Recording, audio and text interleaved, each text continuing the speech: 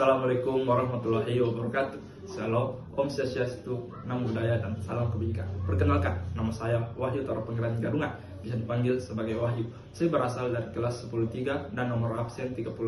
Kali ini saya akan mewawancarai seputar tentang perusahaan Bapak Alexander SE, yang dimana dia adalah sebagai direktur utama PT Indah Aulia Carlos yang bergerak di bidang properti dan salah satunya membangun perumahan Bumi Carlos, yaitu di Jalan Multasam, Kelurahan Bumi Harapan, Kecamatan Batu Kiki Barat, Kota Parepare.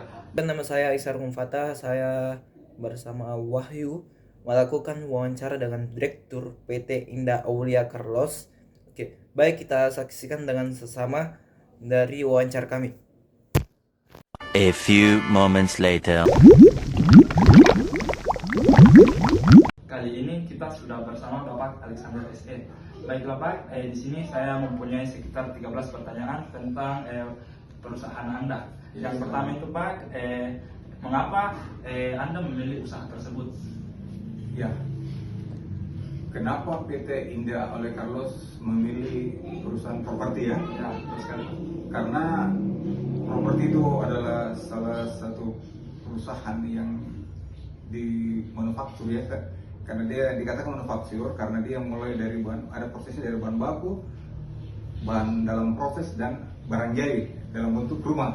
Jadi produknya itu rumah. Jadi kalau di properti itu sangat menantang ya, perlu kehati-hatian, perlu modal ya, dan tentunya juga kalau kita mengikuti prosedur, mengikuti SOP ya, insya Allah dia punya keuntungan itu ya bagus lah untuk going concern ke depan begitu. Itu saja ya alasannya. Saya akan lanjut ke pertanyaan yang kedua. Ya, silakan. Pertanyaan kedua itu Pak, produk apa yang paling sering dibeli oleh pelanggan? Kalau properti itu produknya apa sih? Rumah. Tentunya kalau jenis-jenis produk itu rumah itu ya berarti tipe-tipe yang membedakan. Kalau kami itu ada komersil, ada subsidi. Kalau di komersil itu ada tipe 36, ada tipe 52, dan ada tipe 64. Kalau subsidi itu semua tipe 36. Tentunya masyarakat Parepare sudah tahu kalau produk yang paling laris itu adalah rumah subsidi tipe 36 karena mempunyai keringanan dalam angsuran. Itu angsurannya itu sekitar 1 juta saja, per 1 juta lebih lah per bulan selama 15 tahun begitu. Tergantung komitmennya ambil berapa tahun. Kalau misalnya 10 tahun itu sekitar 1,5 juta sampai 1,6 juta per bulan begitu. Jadi yang paling laris itu adalah rumah subsidi. Rumah subsidi tipe 36. Kalah jauh dengan komersil. Kalau komersil itu agak lambat dia karena persyaratan angsurannya berat. 3. Baik Pak, kita lanjutkan ke pertanyaan yang ketiga. Jadi pertanyaannya itu, berapa banyak produk yang biasanya dijual dalam 1 hari atau sebulan? Kalau produk ya yang subsidi itu sebulan itu ya minimal sekitar 10 unit lah. Kalau sekitar 10 unit per bulan, jadi berarti dia minimal dalam 1 tahun itu bisa 20. Tapi kadang-kadang juga tergantung pasar ya, karena kita membangun terus melakukan perencanaan.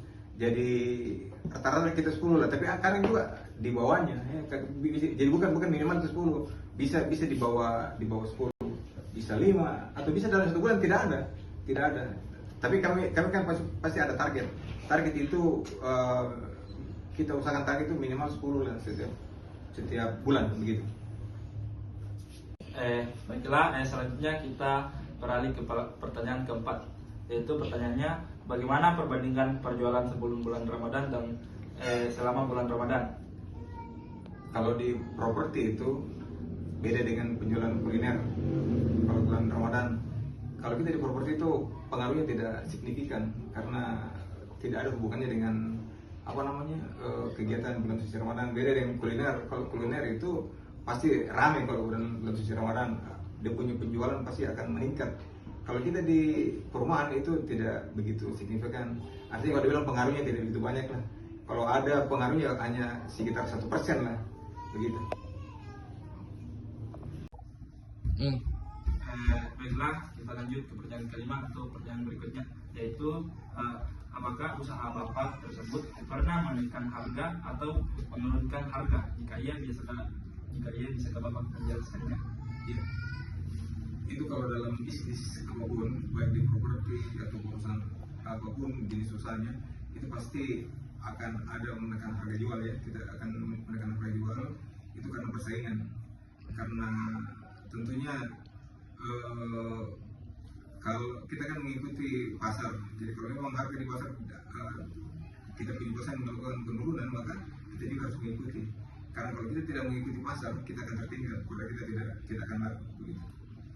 Pertanyaan selanjutnya atau pertanyaan ketujuh, bagaimana cara agar tetap bertahan atau eksis, atau bagaimana cara menarik pelanggan agar tetap membeli di sini?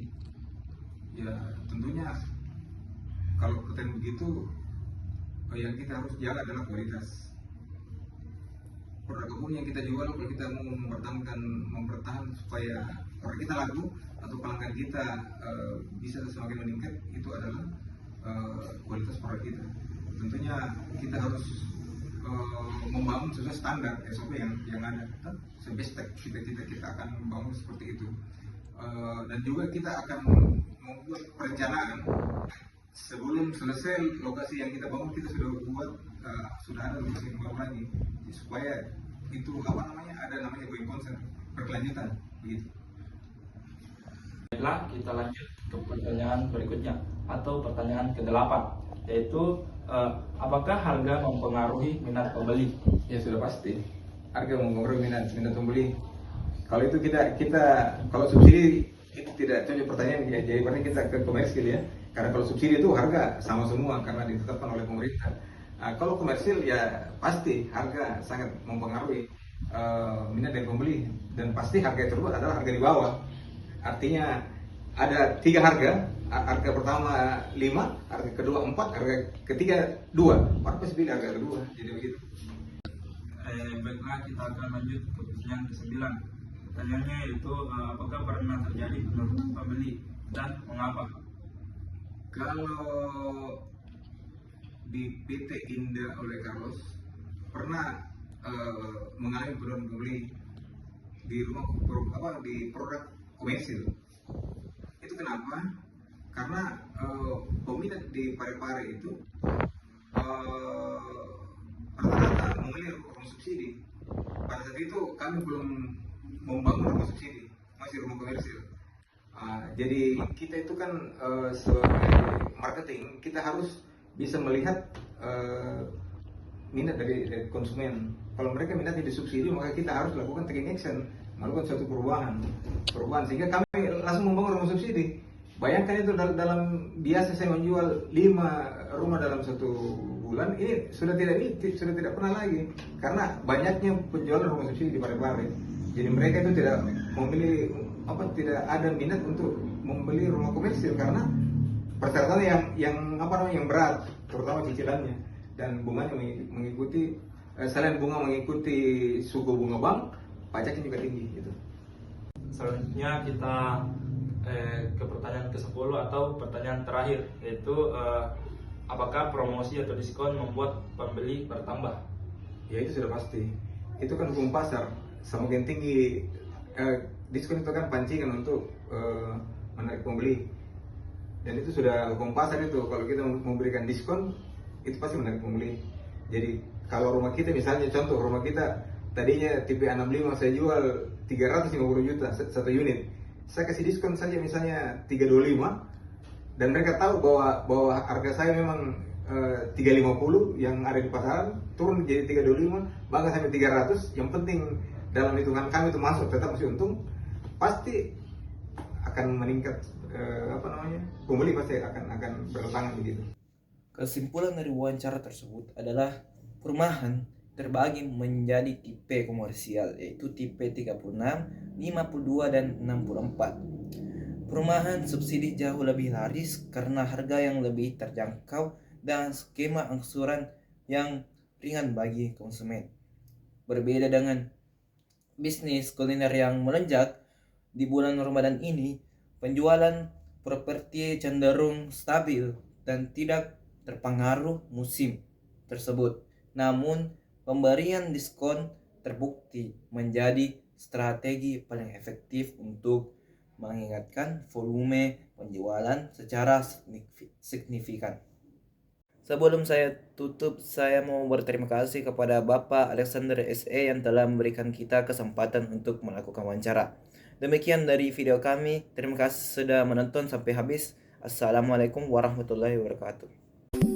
If the sun refused to shine